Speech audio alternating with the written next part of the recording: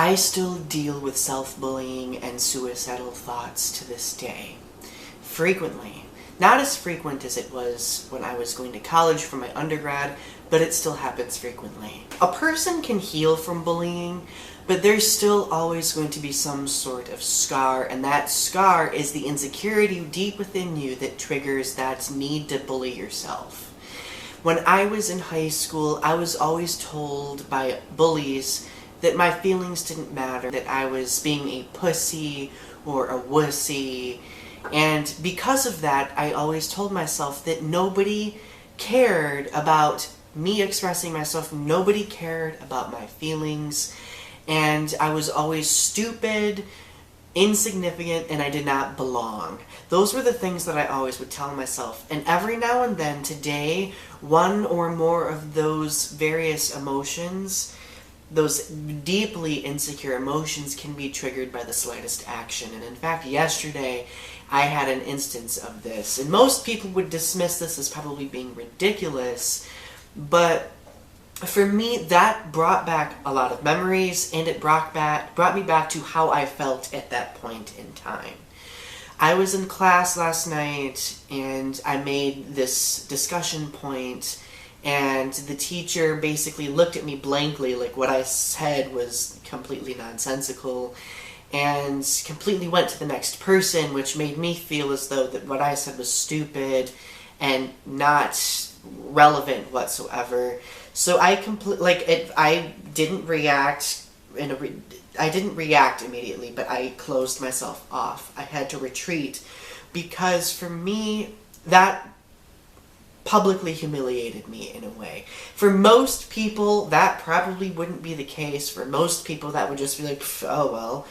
But that insecurity is still there in me, and being bullied for those reasons, for that amount of time, stays with a person. And I'm even I'm insecure of expressing this right now, because I feel like I'm really stupid and completely crazy for being upset over little things like that. But even the smallest thing can trigger it when I least expect it. And it could be someone's response to me, or it could be someone's lack of response to me. And most people would just say, oh, you're just overanalyzing the situation. You're just, worrying too much. And while that may be true for some people, for me, that is stabbing at a scar that has always been there. And I have my ways of getting through it, because, I can't do anything else but talk myself through it. But that doesn't mean that that process still doesn't exist. That doesn't mean that that triggering doesn't exist. I can't simply delete that insecurity from my life. My greatest power I have against self-bullying is the acknowledgement that that insecurity exists. If I didn't acknowledge that insecurity, then I wouldn't be able to at least talk myself through it. Obviously, today I feel much better than I did yesterday, but at that very spontaneous moment when I couldn't retreat physically, I had to retreat socially and mentally in order to talk myself deep down through that situation. A lot of people dismiss this as being ridiculous, but I want you guys to open your minds and imagine yourself in the shoes of people who have this scar, this really deep-rooted scar that causes that trigger spontaneously.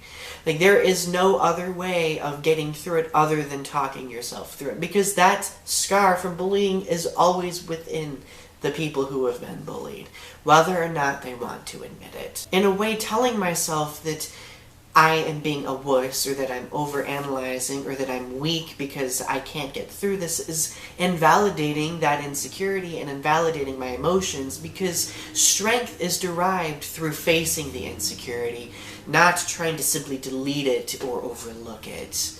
And that is one of my primary self-bullying situations.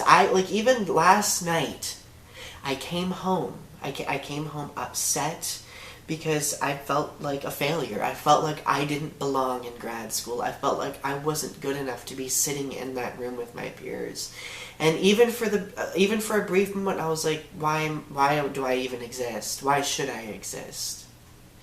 But while I was telling myself that, I had to walk myself through, like, Donny, you're a great person, you're okay.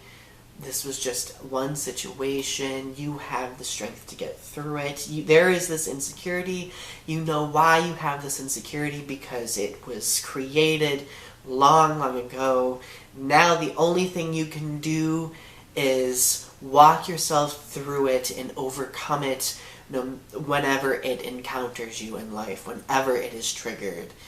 And for those of you who suffer from self-bullying like this, I completely understand where you're coming from. My best advice for that would be to walk yourself through it, talk yourself through it.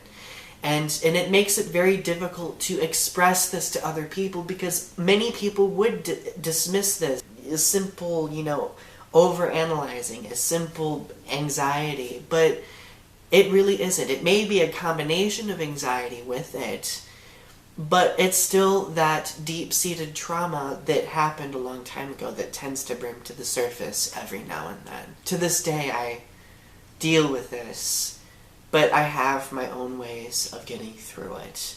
If I can't retreat, if I cannot just be to myself, I have to talk myself through it in that moment.